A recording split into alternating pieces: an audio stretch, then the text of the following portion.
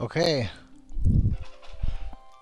welcome everyone. First off, I just want to say thank you for your time, and I appreciate all of you and all the support that you lend me in any which way, shape, or form that you show it. We're gonna just do what we've been doing the last number of attempts here, which is just running the World of Ruin, basically. Um,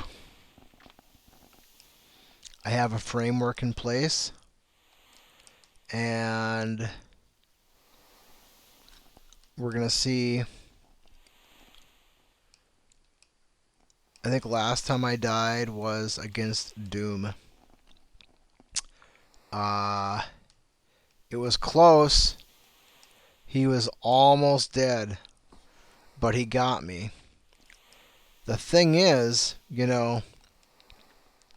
why I died was that, well, there's two people in the party. One of them died because he just died.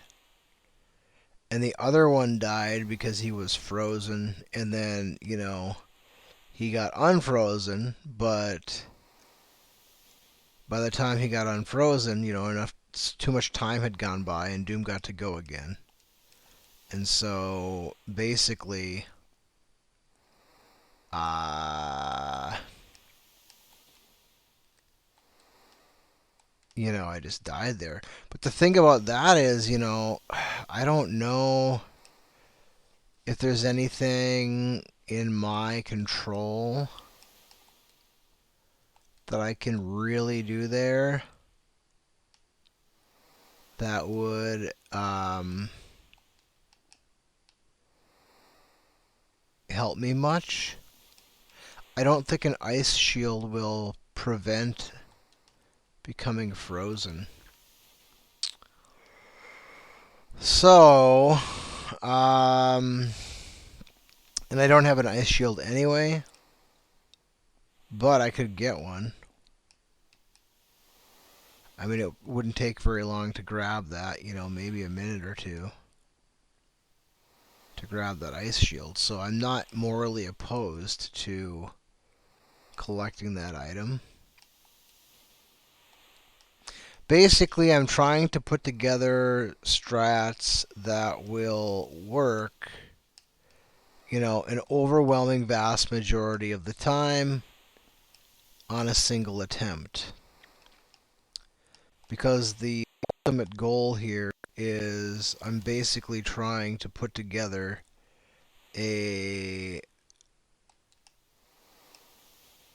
framework. Well, I've got the framework in place, but I'm trying to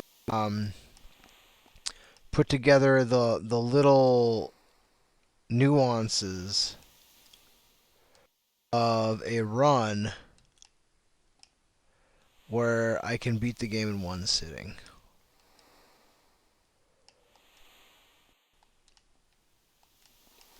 And I'd like to do it quickly. So,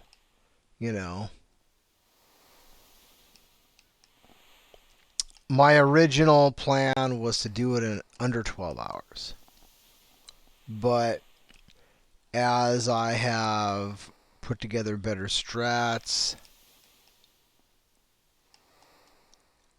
in this patchwork plan of mine, which honestly, I can't say that all of these strats are my own, I'm kind of taking, as much good information as I can find on the game, mixed with what I know about the game, which is extensive. Just taking all the data that I can find to try and put together what it is I'm trying to do. Like, I'm not going for any kind of like world record stuff. I'm not going to try and, do some of the crazy stuff that some of the really, really, really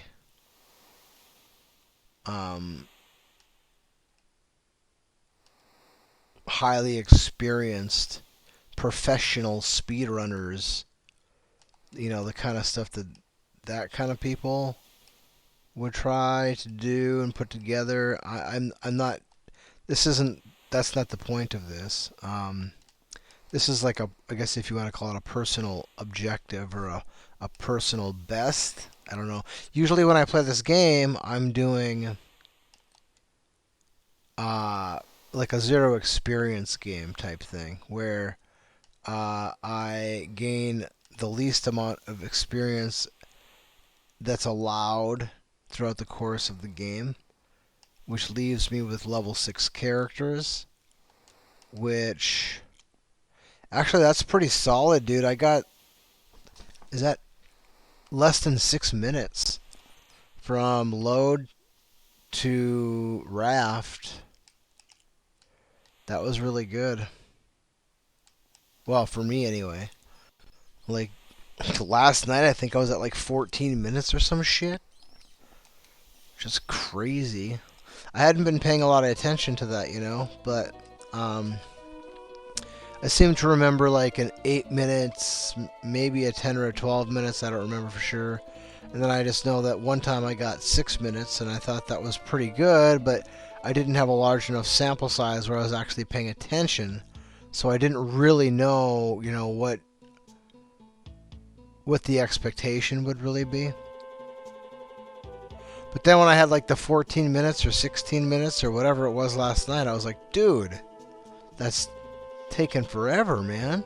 Especially when it was only 6 minutes the time before. And now we're back down to like a 6 minute deal again. So that's cool, that,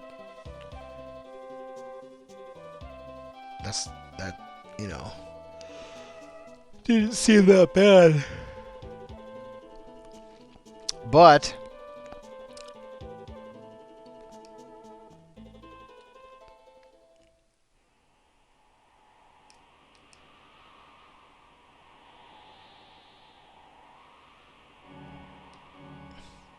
I don't know. We'll just have to see. Every time that I've run into a spot where I got beat, next time I got to that spot, I had a better idea what I wanted to do, and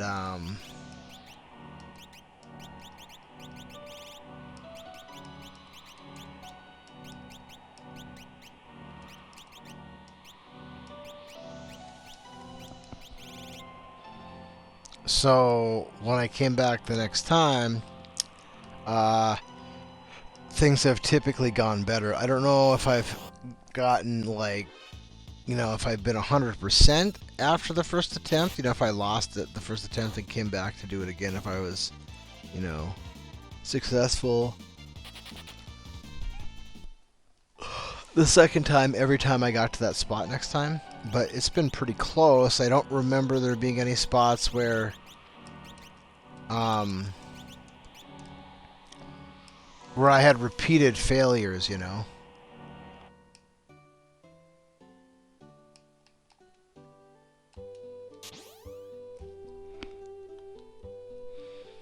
It's basically just been, okay, the game got the best of me. Let's, put together something a little bit more, it's usually just being mindful of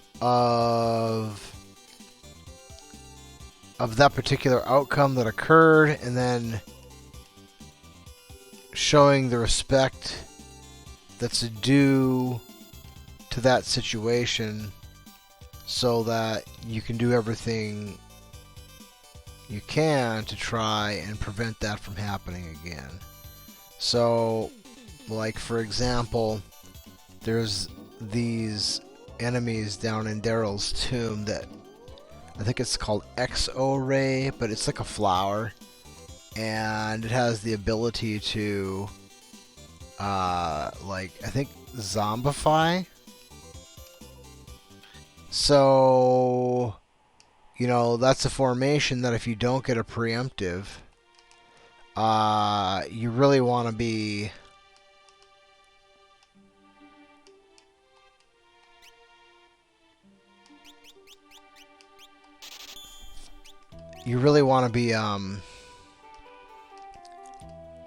on top of your game.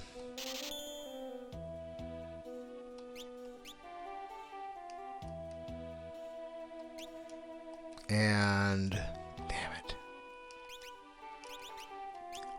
Be using a smoke bomb like right away.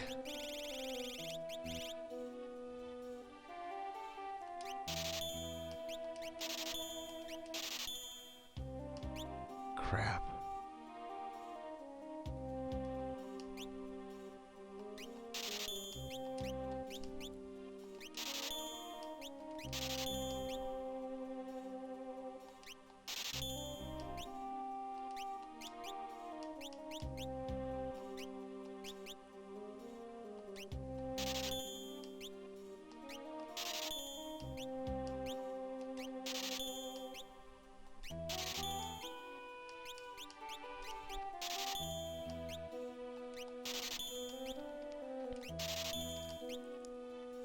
Wait, what do you have on right now, Missy?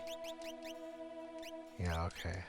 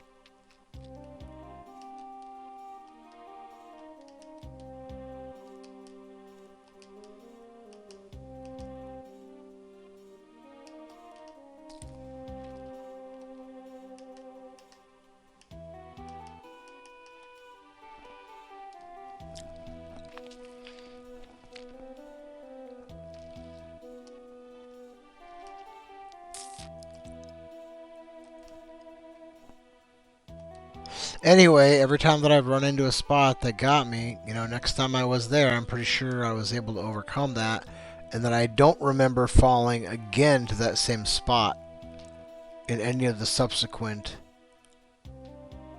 runs. So I feel like, progress is being made there.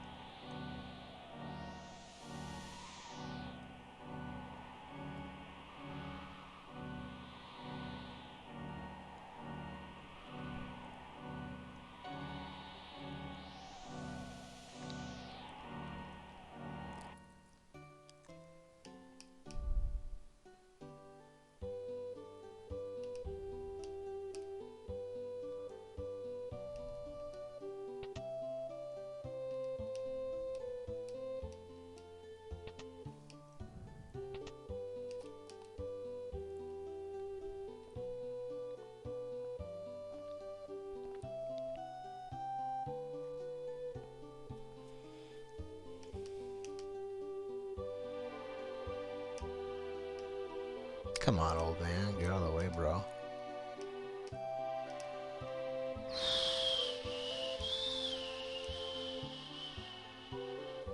And I don't remember where it was that I bought those extra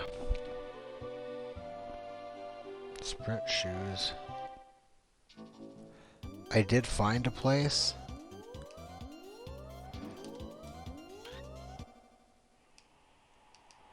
Maybe Albrook? I guess I have to go into a couple of towns. I could just check the towns that I have to go into anyway and see.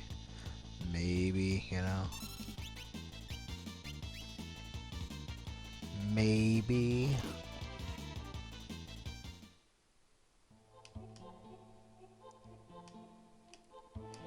I guess if I can,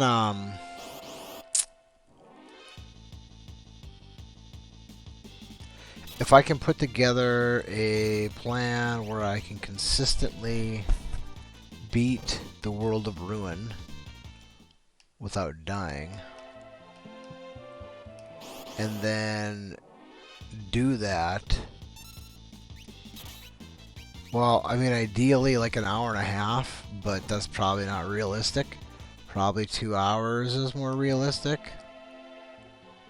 But if I can consistently beat the World of Ruin in 2 hours or less without dying, I think that's kind of like the spot that I want to be. Because I think I can do the World of Balance consistently in some, you know, in a 5 hour range, you know. Over 5, under 6. Getting under 5 hours would be tough, but I think I could do it. I mean, obviously it can be done, but, you know, I'm talking about myself here. I'm not a professional speedrunner, and I'm definitely not a professional speedrunner of this particular game. I know about the game, you know, I'm fairly knowledgeable. I guess I would say I'm more knowledgeable than the average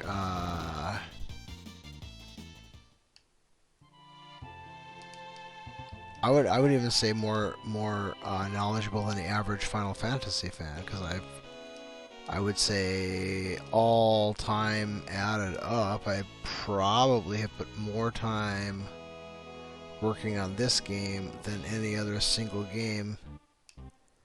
I did build a walkthrough for it for that low level, the Zero Experience game, which, you know, it was like a hobby I worked on over probably 10 years, honestly, because I wouldn't work on it like year around, you know. I would just, typically it was one of those things where in February I'd bust it out and start working on it. Reason being is I live in the upper Midwest and it gets really cold up here in the wintertime, and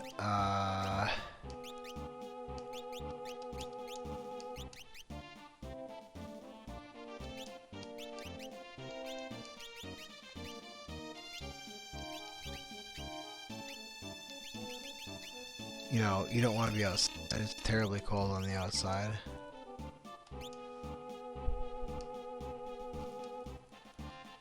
And I'm a sports fan. I follow the NFL and Major League Baseball. And I'm invested in fantasy baseball, fantasy football. These are hobbies of mine. And so during the NFL season or Major League Baseball season, I've kind of got at least some kind of hobby thing that's kind of, you know, on the back burner during those periods of time. But because I don't follow all sports, you know, it's just basically football and professional football, professional baseball. I don't really care about the NBA. I don't care about hockey. That's just not my thing, you know. I used to follow the NBA back when I was a youth.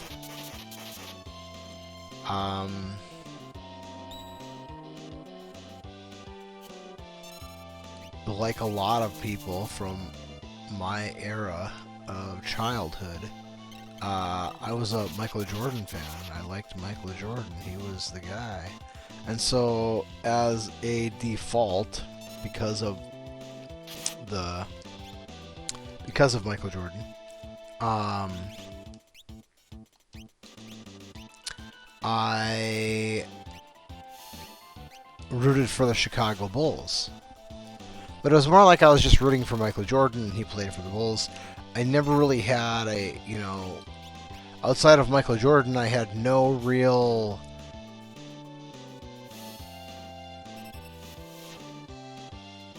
I don't even know what you want to... Like, for baseball, I like the Oakland Athletics. I've liked the Oakland Athletics ever since I was a really little kid. Probably, well, for a number of reasons, not the least of which would be that when I was a kid, we never had cable growing up. That was never anything that we had at our house. Well, maybe for like a month. There was like some kind of like free trial period. I seem to recall we had cable for like a month once. But I didn't grow up in a very wealthy family, and we didn't have money for stuff like that, so we never... Plus, looking back on it, my parents always said, oh, there's just nothing but garbage on TV, and they were right. It's worse today than it used to be, but there's not much but trash on TV. Anyway, that's why people watch Twitch, right? Because it's better to watch people play video games than watch the garbage they pump out on streaming service, not like streaming like Netflix or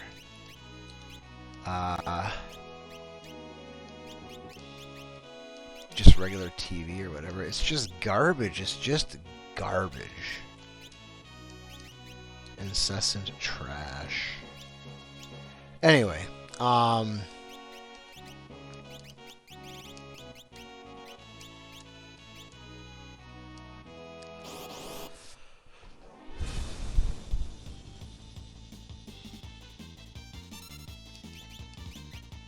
so, being a baseball fan, I mean, I played Little League. I still remember playing T-ball. I remember playing T-ball. Literally, I remember playing T-ball. I loved baseball, even as a very, very, very young child. And so, because we didn't have cable, the only time that... I mean, there was probably baseball games on, like, on the weekends, maybe, sometimes, or maybe ABC. ABC had, like, the Wild World of Sports and stuff like that. And, I seem to remember they had Monday Night Football. They probably had baseball, or somebody would have had Major League Baseball, sometimes, maybe on the weekends and stuff, right? So I would get some chance to watch baseball games. But during the playoffs and the World Series, then those games would be televised. At least the league championship series would be televised. And so the Oakland Athletics went to the World Series 3 years in a row. So it would have been a team that I got to see like 3 straight years. And when you're a little kid, 3 years is a long time because it's a large percentage of your life. If you're 9 years old, 3 years is a third of your life. And if you were 6 years old when you watched the first one, by the time you watched those 3 years, that was half of your life. I mean, the numbers don't... You get what I'm trying to say. Anyway, because you don't remember when you're a little kid, right? You don't really remember that much when you're very, very little. So, of your years that you have good memories of, 3 years is a lot when you're a little kid. But on top of that, I liked some of the players. I liked Jose Canseco. I liked Mark McGwire. I liked Ricky Henderson. As time has gone on, I like Ricky Henderson more than I probably did. I think Mark McGwire or Jose Canseco, those were probably my 2 favorite players. Dennis Eckersley. Another thing about Oakland that probably stands out in my mind, and it's a defining moment in my life, I would have been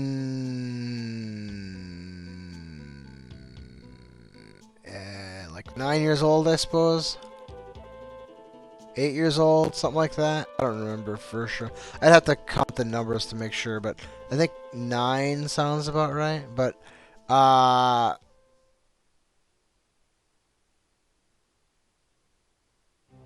when I was watching, I remember watching Game 1 of the 1988 World Series with my dad. And the Oakland Athletics, and I think it was, honestly, I think I rooted for the Dodgers that year. I don't know why. Maybe because I honestly I can't say. I don't remember. I don't know. And maybe I wasn't even rooting for the Dodgers. I don't remember. I really don't remember. But I do remember for 89, I was rooting for Oakland. And then in 1990, I was a little bit older, and I definitely remember rooting for Oakland 100% in 1990, and they lost. And they did win in 89, but I don't remember as well, that whole earthquake and everything. I remember the earthquake happened, the World Series got delayed and stuff. But anyway, Game 1, 1988 World Series.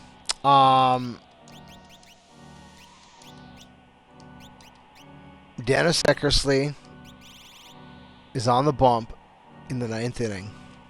And my dad says to me that the game is over. And I'm like, what are you talking about? It's, there's still 3 outs to go.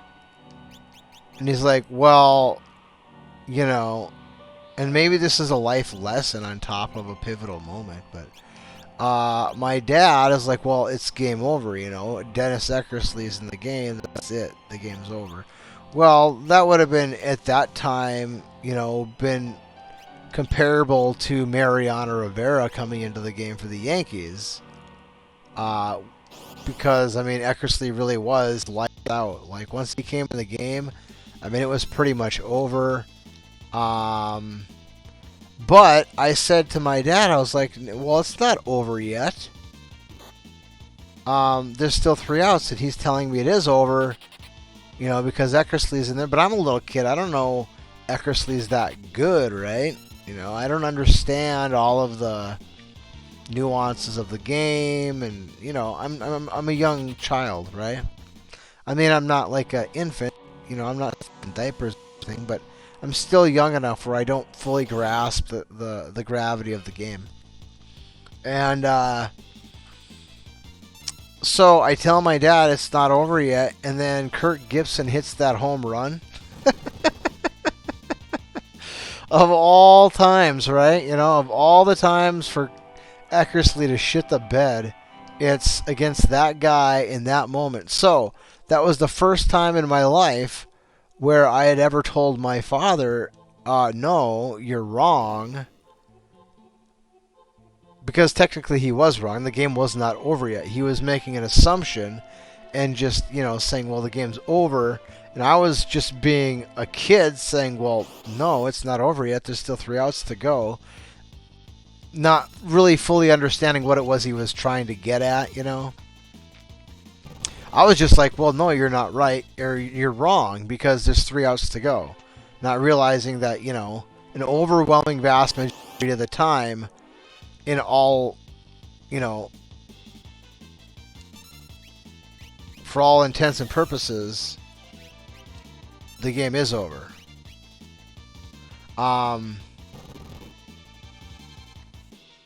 But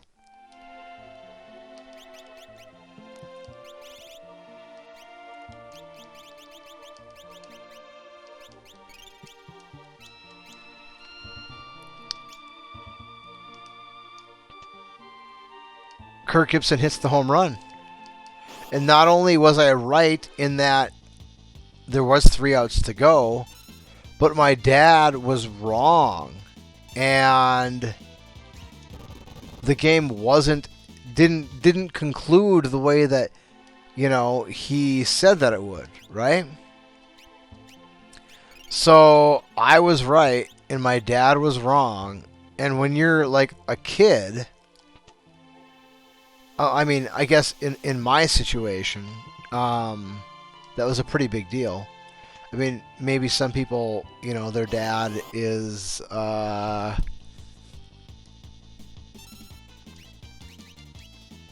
says a lot of stuff that turns out to be wrong a lot. Who knows? I don't know. Who knows, right? When you're a little kid, your dad is kind of like a superhero, right? Kind of. Hopefully, I hope for everybody that that their dad was a good dad, and at least all those boys out there, they had a good male role model to look up to. I know not everybody's as blessed as some people, but I mean, we didn't have money, but my parents cared about us, gave us good moral upbringing and good spiritual examples, and brought us up the right way, right? Doesn't mean we always lived it out right, but definitely they did what they could.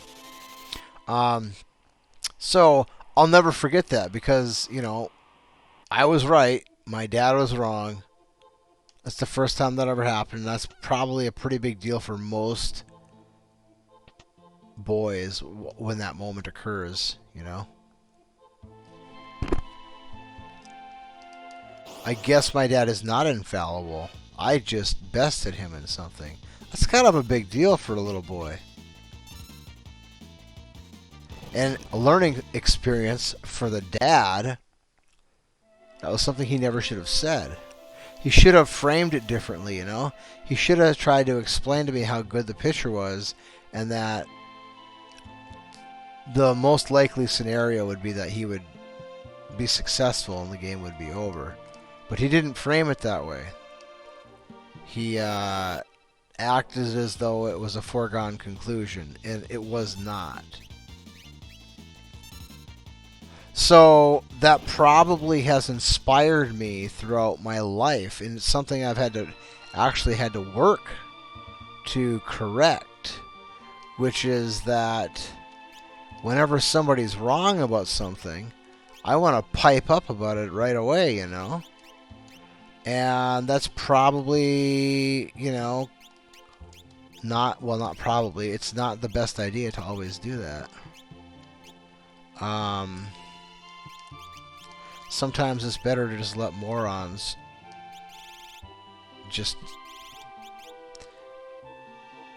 say the things that let everybody know that they're morons, and then just, say nothing. Because, I mean, a lot of times, not much good is going to come out of... I mean, it doesn't matter. I mean, you tell the moron that they're wrong, and you even give them evidence to try and illustrate to them why they're wrong, how they're wrong, and it doesn't do any good because they're a moron. You know what I'm saying? Morons,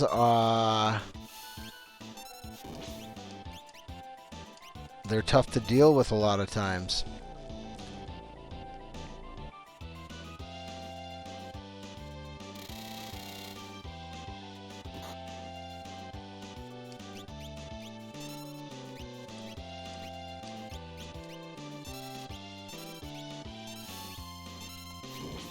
And then there's things that are a matter of opinion, which does kind of make the water a little bit muddy. But at the same time, I don't know.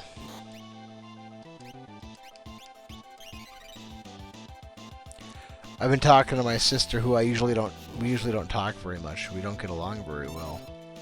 But for whatever reason, we've been texting more this last week. And, I have this philosophy when it comes to life, and I call it the sandbox philosophy, okay? And what that means is, basically in a nutshell,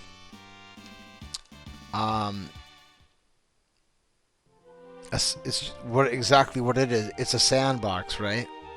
Now,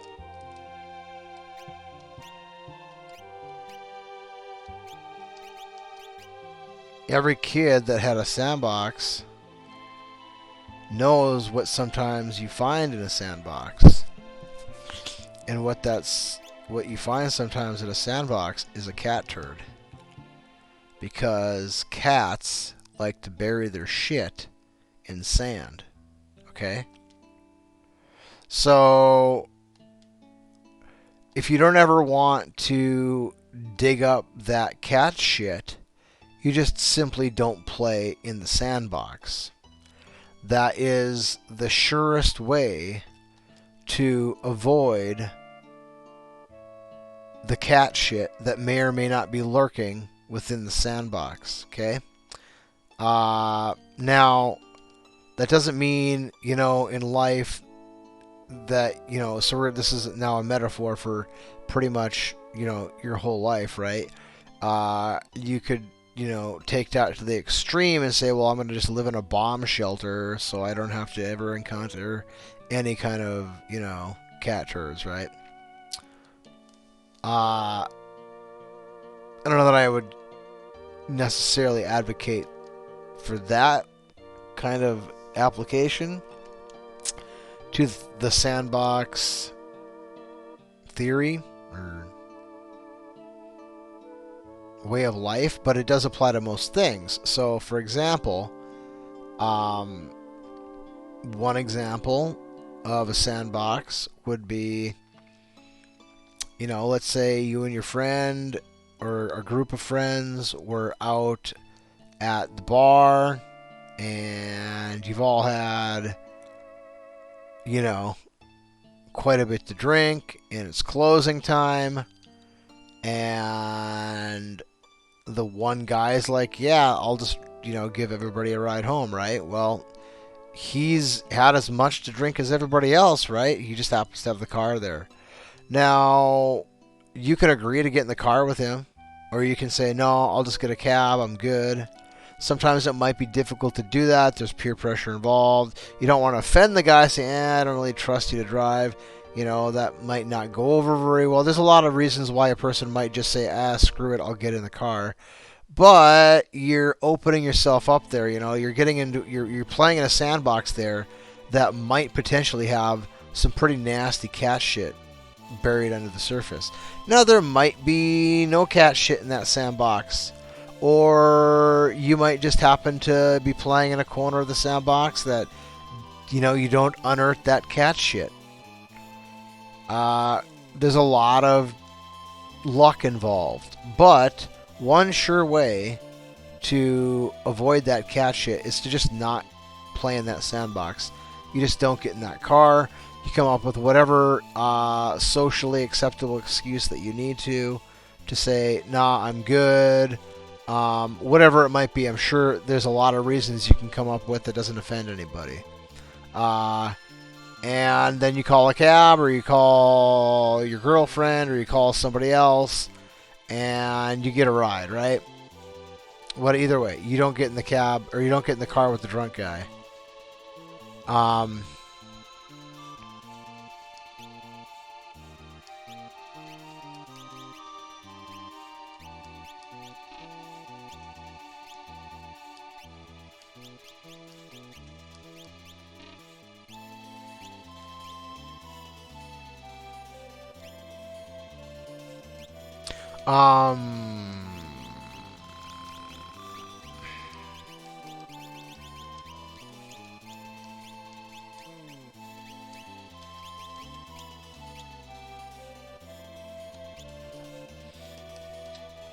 Okay, so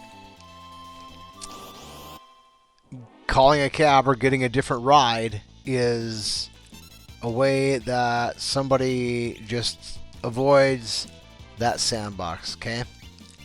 And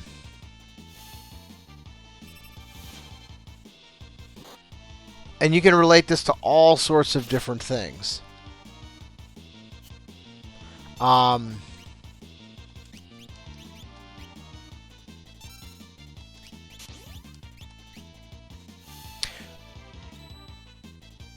Oh, crap.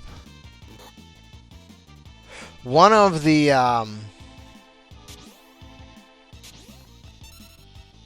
things that we had been talking about, my sister and I, over the last week via text messages, was, she's, I call her a flat earther. She's not a flat earther, but some of the stuff that she clings to is about as crazy as that shit. But I've been trying to help her see things from a more, oh, come on, none of you can hit? Not a single one of you goes after Setzer? Give me a break, dude! So anyway, Thomas Sowell. Sowell. He is a, well, he's a brilliant man, but he's an economist, he's a professor, he's an author, he is one of the brightest men of his generation. And I don't remember when I first was exposed to him, probably when I was young, because I think he wrote a column that was picked up by the AP. And so I probably read some of his stuff, not realizing who he was. But sometime, I don't know, probably in the last couple of years, I was exposed to probably a speech he had given or something. I don't really remember. But I was like, man, this guy knows his shit, He's got a lot of good things to say. And so I was trying to explain to him a lot of the stuff that he has to, oh, come on, that's not what I wanted. We're gonna die here. A lot of the things that he discusses have to do with, I'm gonna die. Yeah, okay. Whatever. Bullshit. Have to do with, okay, well, let me back up here. So, Thomas Sowell, I don't remember what state he was born in, like Carolina maybe, North Carolina maybe, South Carolina, I don't know, somewhere in the southeast quadrant of the United States. I don't remember exactly where. And then he moved to, was it Brooklyn or the Bronx? I don't know, New York. One of the boroughs in New York. And he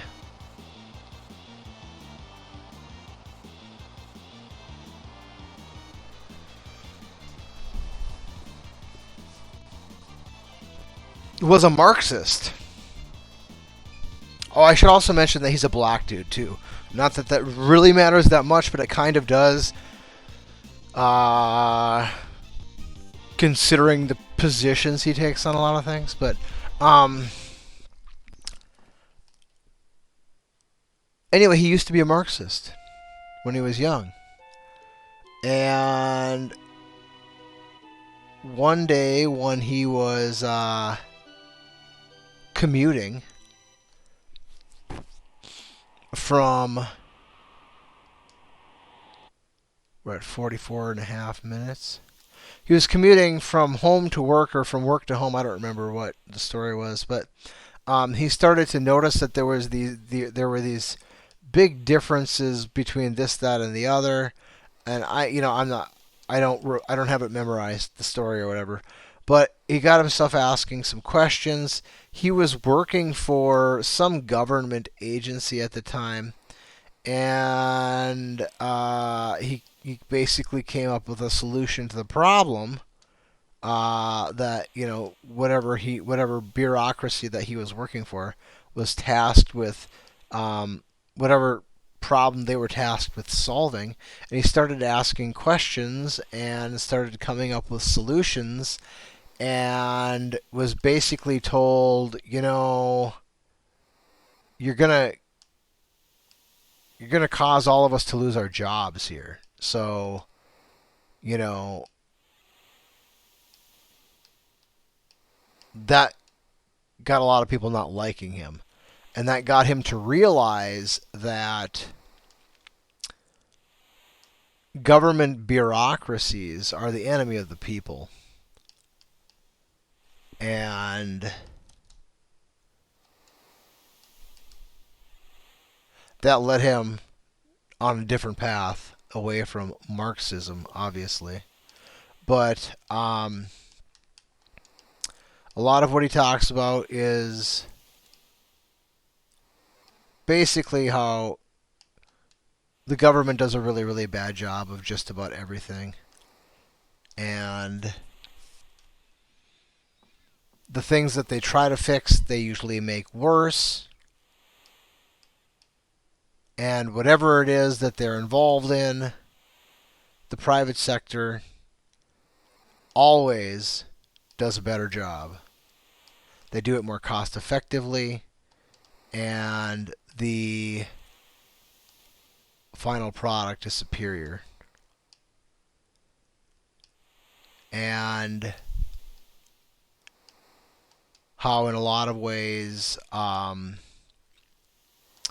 of the programs that the government has put together to try and help people who are in a bad spot has, although many times been, put those programs have been put together with good intentions, they have inevitably caused a lot more problems. Like one example would be subsidizing single parent families. He uses straight data to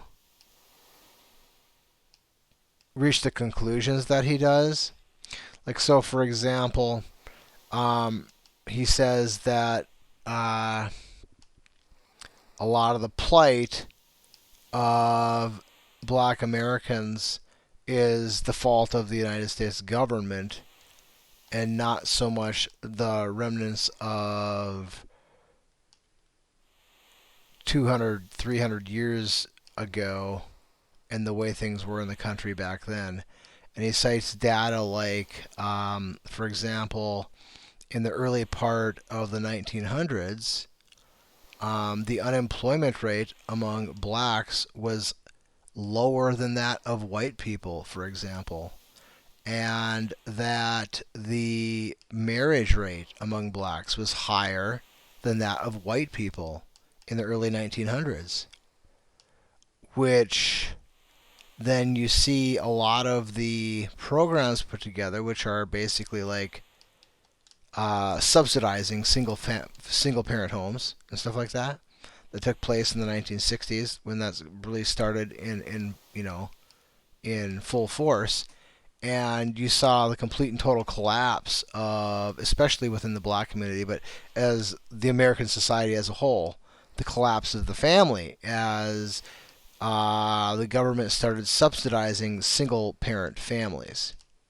Now, I mean, that was the end result. That's what they did. It wasn't necessarily, it just really depends on your perspective. This is my thought on the matter, not Thomas Sowell, but my thought on the matter is you oftentimes have some of the brightest, most well-educated people in high positions of authority within the government, right? A lot of them have law degrees, law backgrounds, and they went to very prestigious schools. And these are people that are bright, well-educated people. And I have a hard time believing that when really, really bright, well-educated people come up with ideas that have catastrophic results for certain segments of the population, I don't believe in coincidences. I'm not a. They happen, but they're very, very rare, in my opinion. It's just hard for me to believe that when you have these really, really well-educated, really, really bright individuals coming up with plans that have catastrophic results for certain people in the population, I just have a really difficult time believing that they're going to come back to us and say, oops, I'm sorry, I guess we didn't see that one happening. Like for me, I'm far more likely to believe that these highly educated, very bright individuals simply said, okay, how do we create this end result? And then how do we do it in such a way that we're painted as the good guy, right? That's the way I see it. Now, granted, I don't think very highly of people in government. I think it just depends on what level of government. I think in like local government, like if you want to talk about like your like I live in a metropolitan area. There's like 3 towns here that are, I don't know how many people live in the general area, but well over 100,000 people. We're probably closer to 175,000 people in the metro area, if you want to call it that. I mean, it's not a humongous area,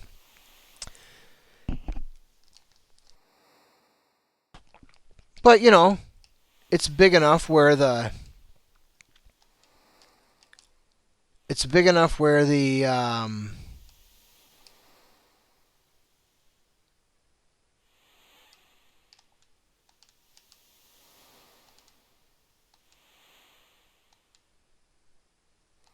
where the corporate companies started moving in about 20 years ago, like the Best Buys of the world started building Lowe's, Best Buy,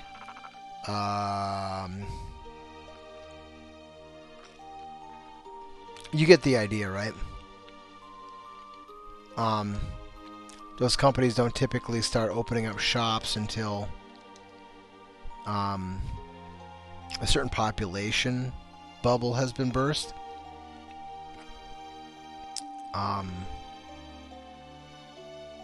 But anyway, the town I live in is basically just you could call it a suburb. A suburb is a very generic term. There aren't much in the way of businesses here. There is a couple of bars, there's a couple of churches. I guess they did open a really small strip mall, but I don't even know what they have in there. I think I saw a flyer for like a chiropractor in there. I don't even know that they have much in the businesses. I think somebody just built a building and was like, well, someday businesses will be in here. So it's a small town, right? So in a small town like this, people who are part of the political fabric of this town are probably in it for one of two reasons. Either they see something that they don't like the way it is and they want to change it. Well, that's basically it, right? It's not like you're gonna, make waves in this small little town here. You're wanting to change something either because you're selfish and it'll do something good for you and your family, or just generally speaking, you want to help the people that live in where you live, and you want to do something that's better for the community. Maybe it'll help you and your family too, but maybe it's more altruistic than just selfish. Whereas, the higher up you go, if you go to the state capital and you run for mayor, for example, of that town, then you can throw some weight around there. There's some things you can do. Or the state legislature, or the governorship, and then you've got, on top of that, then you've got the federal representatives. So once the higher up you go, your reasoning for that is going to be more and more corruptible. You look at Washington. Just about everybody who's in Washington is a lawyer or went to law school. Same thing with the people on TV, man. They're people that are good at using facts to tell lies. That's the job of a lawyer. To use the facts that they have available to them to convince others of something that is not the truth. It doesn't matter if it's a defense attorney or even a prosecuting attorney, because the prosecuting attorney's job is to do one of two things. Well, it's basically to get a conviction, okay? And that conviction can even be can be through a guilty verdict or a guilty plea bargain. So the prosecuting attorney, if they feel that their case is not 100% slam dunk material, they're going to go ahead and cut a deal just so that they can get a conviction. It doesn't matter what the conviction is, It could be like a really bad dude who did really bad things to innocent people, but they don't have enough proof to lock him up for 20 years, so they cut a deal to put him away for 6 months. That way the prosecutor doesn't get, in many cases, doesn't get a failed conviction attempt on his record. And so long as the media goes along and doesn't tell everybody what he did, then nobody's going to be the wiser, right?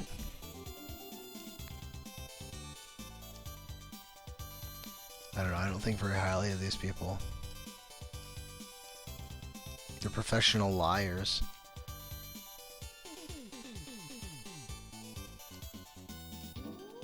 I don't know what it's like in other languages, but in the English language, the word liar and lawyer are awfully close to one another.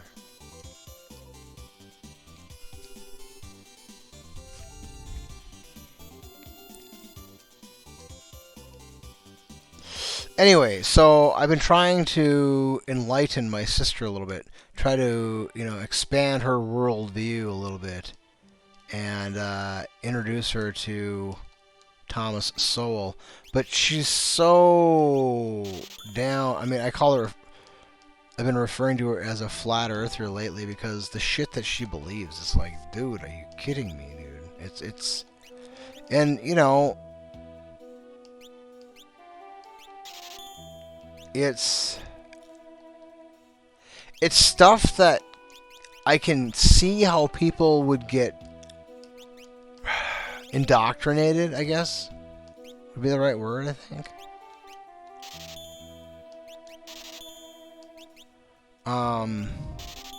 Because a lot of the stuff is, well, let me think of a good example that isn't too inflammatory here. Well, personal responsibility, okay? So I kind of touched on that a little bit earlier in the sense that, the sandbox philosophy of life, right? So if you don't get in that car with the drunk guy, then you're not going to get into the accident that the drunk guy gets into. Now, was it your fault? Was it your fault that the drunk guy got into an accident? No. But you made a choice to get in that car, right? So it's not your fault that he got into an accident, but you put yourself in a position where you're more likely to have a really negative experience in your life that you don't have to do, It's not something you have to do. It's not that big of a deal. Even if you guys were all going to go to some kind of after party, you could just get a cab and be like, I'll meet you there. I got some shit I got to take care of. No one's going to question you too much, or they shouldn't anyway. Um, so when people make choices that put them at greater risk for negative outcomes, um, even if somebody else was involved, like I have this friend, right? I've known him for a long time. He makes a lot of poor life choices, right? For about as long as I've ever known him, he makes really, really, really poor life choices. And, over the years, they just continue to kind of get worse and snowball. And so it's the point where he's had so many things happen where even his family is like, dude, figure it out yourself. I'm tired of bailing you out of your problems, right? And, his family is not like a bad family or crazy or anything like that, right? They're just like, we're not going to enable you to continue, doing this same kind of garbage over and over. I'm washing my hands of you. Grow up, be an adult, be a man, right? That kind of a, tough love kind of a thing, right? Well, every time I hear from this guy, and, sometimes things are going better, sometimes things are going worse, but when things are going worse, it's a very, very common theme, which is that it's always somebody else's fault. If this other person hadn't done this one thing, then he wouldn't be in the situation he's in. And that same logic can be applied to the individual choosing to get in the car of the drunk driver, right?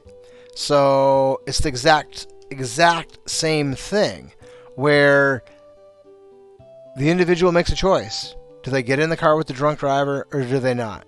If they get in the car with the drunk driver, they're exposing themselves to risk that is not necessary in their life. There is another option, okay? And just like my friend, who maybe there's some merit to what he says. Maybe if the other individual hadn't done what they did, then he would not have been in a situation where he would have been forced to pay the consequences for his choice that he made as well. But what these people are doing is they're saying, well, my choice wouldn't have mattered. My choice wouldn't have harmed me if the other individual had not made the choice that they made, right? And my sister calls this victim blaming. And I'm like, no, dude, there's some kind of there's self-responsibility that a person has to take when they make choices, right? Like, if you put yourself in a position where you're only 1 or 2 steps away from a catastrophic event, you should probably take a step back so that there's 3 or 4 steps between you and that catastrophic event, right? I mean, some things you can't control. There's just bad luck. There's nothing you can do. You didn't do anything wrong, and you didn't willingly put yourself at any kind of risk of anything happening. And, something just happened, right? You're driving down the road. Nobody's drunk. You're just driving down the road, and there is, somebody on their phone, and, something happens, and there's a big pileup of cars, and somebody who was doing nothing wrong and had made no poor choice has something bad happen to them. That kind of shit happens all the time. But I'm not talking about that stuff. I'm talking about stuff where people made a series of choices, and those series of choices ultimately led to a situation where something catastrophic happened in their life. It doesn't matter if it's a man or a woman, and it doesn't absolve the person who did something wrong.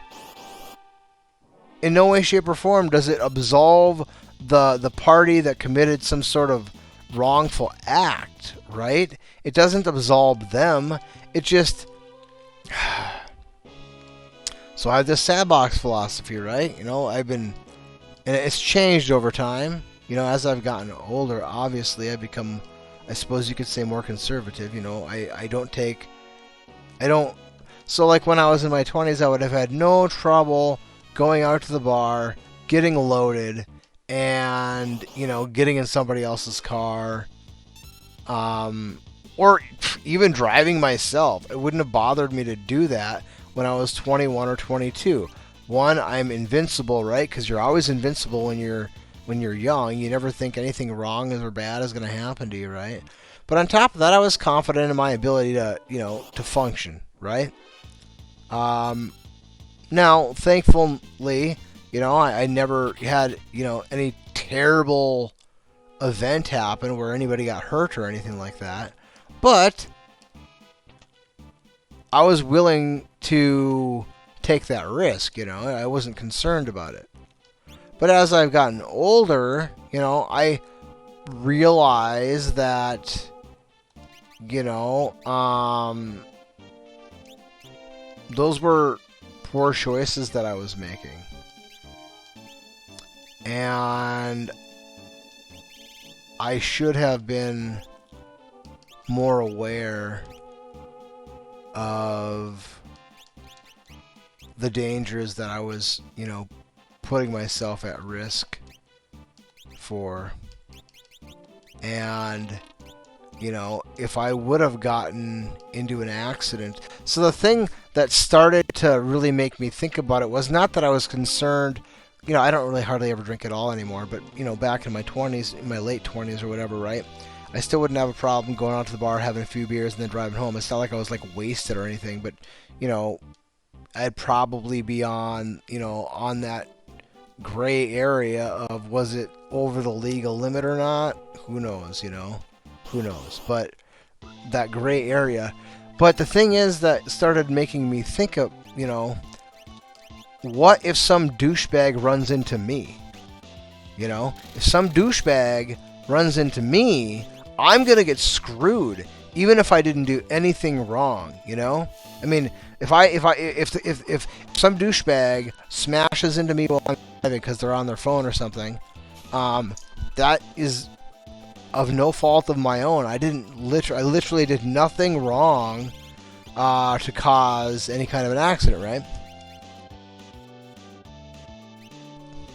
I was driving perfectly fine, but in this, you know, hypothetical scenario, some douchebag is not paying attention to what they're doing, and they smash into me. Now the cops come, and I've been drinking, so I'm the one that gets screwed, right? This is a hypothetical situation. Nothing like that ever happened, but thinking of that scenario in my mind was one of the things that got me to the point where I was like, you know, I don't want to take that risk because I could get screwed even if I didn't do anything that would, you know, facilitate, you know, that accident or whatever, right? I just happen to be the wrong spot, wrong time, and I could have a catastrophic event in my life occur just because I was in the wrong spot at the wrong time. And so, you know, I was more likely to just simply be like, nah, I'm just not going to risk that at this point right now. And that that nagging feeling coming from my conscience would get stronger over time, right? Probably because as people grow older, they are less willing to take bigger risks that aren't necessary because they just have more to lose in their life. You know, when you're 21, 22, 23, you don't have much of anything. I mean, you have your future, but most people don't have a good job at that point in their life. They might even be likely to be in school yet in their life. So, you know, and plus, you know, people forgive young people for doing stupid shit. Being young and dumb and full of cum is a saying for a reason, right?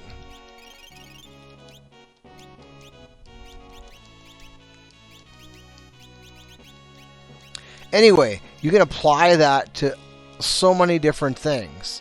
Um, but as I'm explaining this to my sister, or trying to open her eyes a little bit, she's been indoctrinated by who knows, into believing that this way of thinking is victim blaming. And it's like, no, dude, there has to be some accountability, some self accountability for the choices that people made. You know, I mean, it's like you're playing Jenga and you pull out the piece and everything comes falling down, and you're like, well, no, it's not my fault. If the person before me hadn't pulled out that piece, then my piece would have come out just fine. It's their fault it fell over. It's not my fault. I mean, that is the perspective that's being that's the logic that's being used there, and it's not really logic. It's illogic. It's bullshit. It's total bullshit is what it is.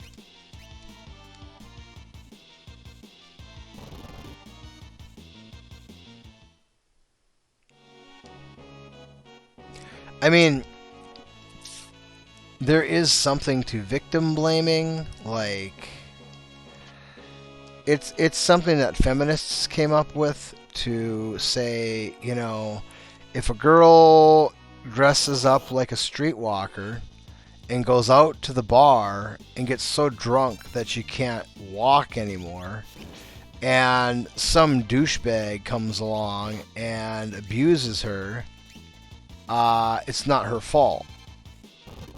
Because if the douchebag hadn't abused her, you know, then it wouldn't have occurred. And I don't absolve the douchebag from abusing the woman. That's not the point that I'm trying to make. He's still guilty of what he did.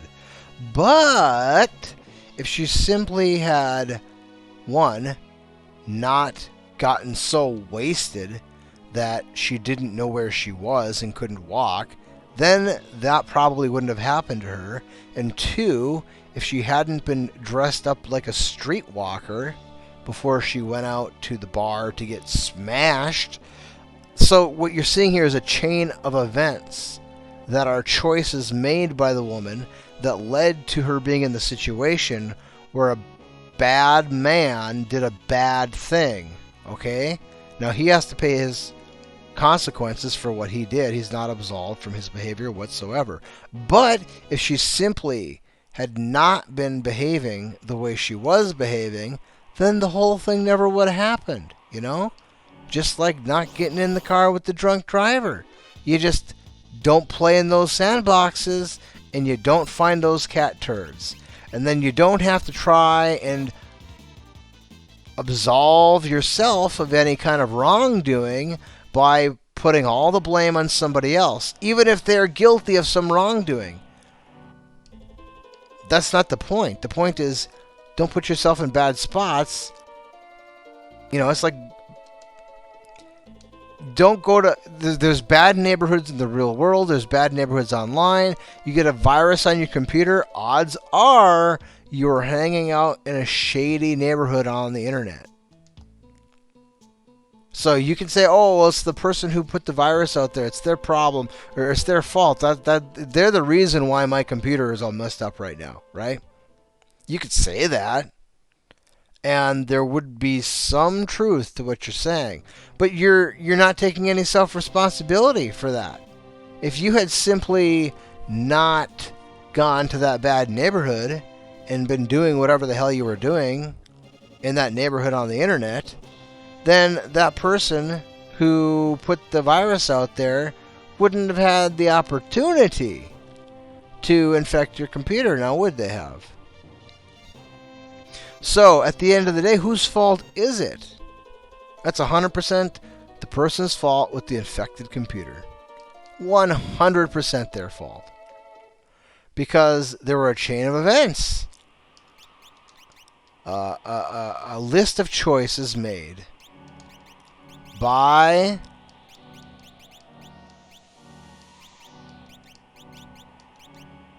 that individual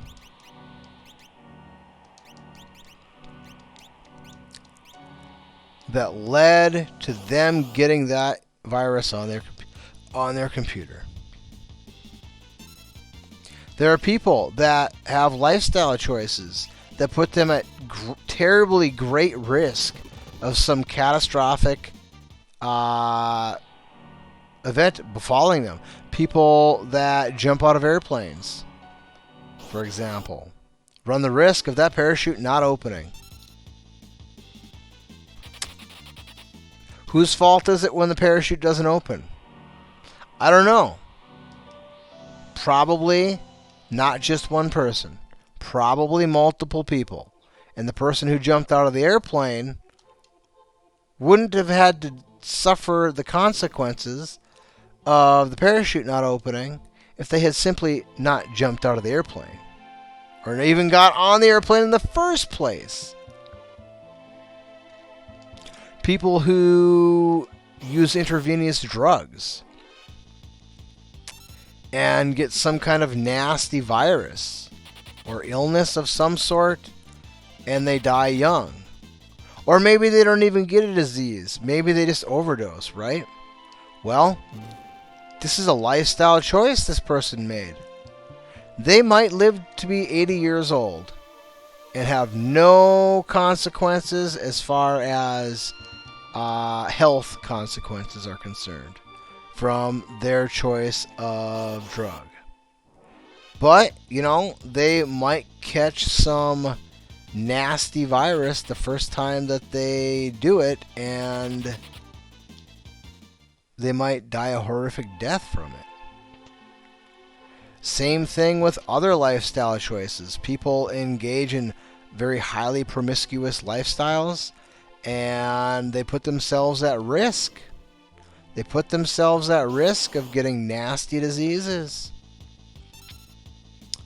People that have highly promiscuous lifestyles run the risk of either becoming pregnant or impregnating someone that you don't want to impregnate.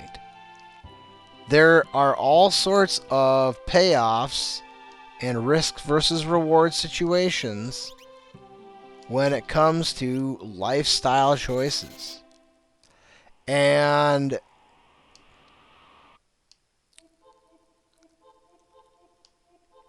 it's like the woman who says, well, it's his fault I got pregnant. Are you serious? Really? It's his fault you got pregnant, huh? That's an interesting way to look at it.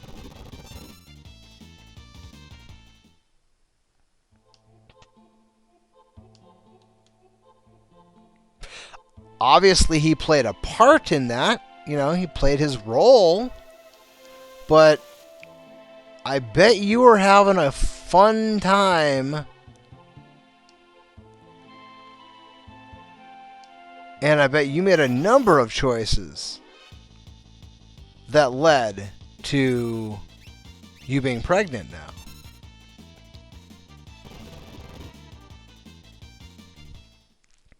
I'm not necessarily trying to cast blame on anybody or quote-unquote victim blame, which I think is just the biggest pile of bullshit ever. I mean, the amount of people that are real victims, pretty small percentage. I think the people that are claiming victimhood in large part are just people that are blaming somebody else for the poor choices that they made. Because, victim blaming, that sure is a clever way to absolve myself from all wrongdoing and just shuttle the blame to somebody else. It's their fault. It's not my fault. I mean, there are very few people that are true victims the way I see it. I think we're good.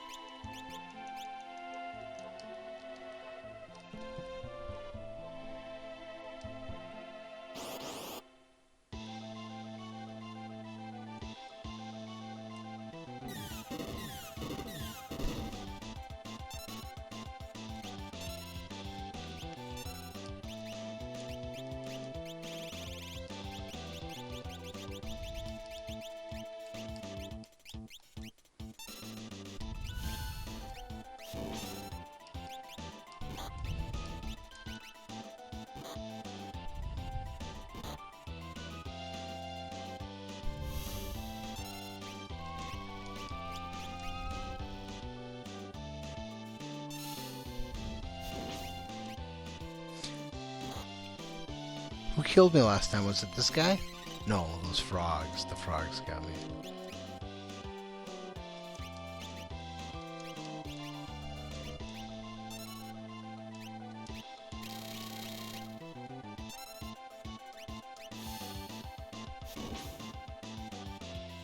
Which is kind of my own fault. I could have just...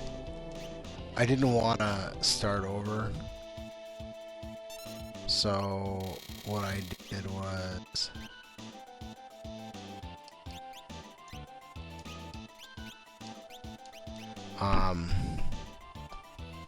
figured maybe I could just win the fight. I didn't want to take the time to smoke bomb out, reset, and, you know, do it again.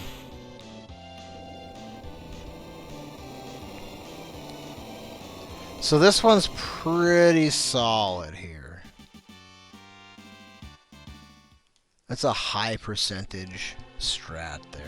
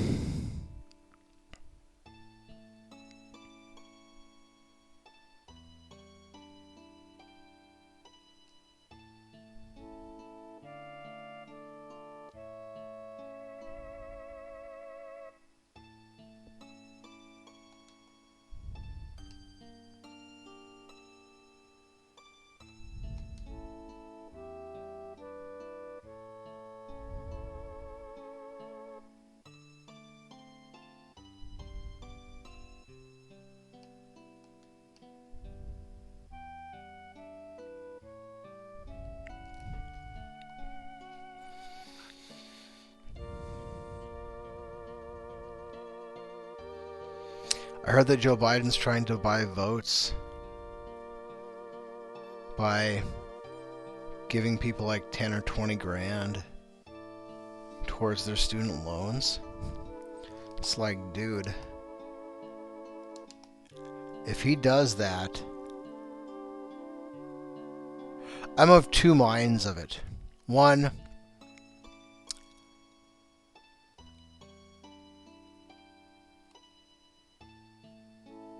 I guess if these are federal loans,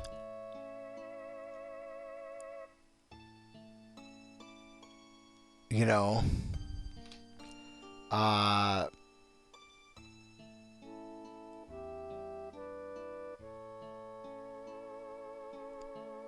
that would be a situation where, you know, he wasn't like screwing over any kind of like lenders really specifically. It would just be the United States government that he was saying, oh, we're going to forgive the debt, you know, a percentage of this, whatever. But if a president of the United States is going to go with a move like that, I'm pretty sure Congress has to approve it. But either way, it should be something that they do like in the first month of their presidency, you know, like the first 30 days, first 60 days, first 90 days, you know? Like one of the first things that they do, like, hey, this is a platform I was running on, this is something I promised you guys, I'm going to do this. But this guy here, he's like, what are we in, like, September next week? We're like 2 months out from the midterm elections, and he's throwing around 10, 20,000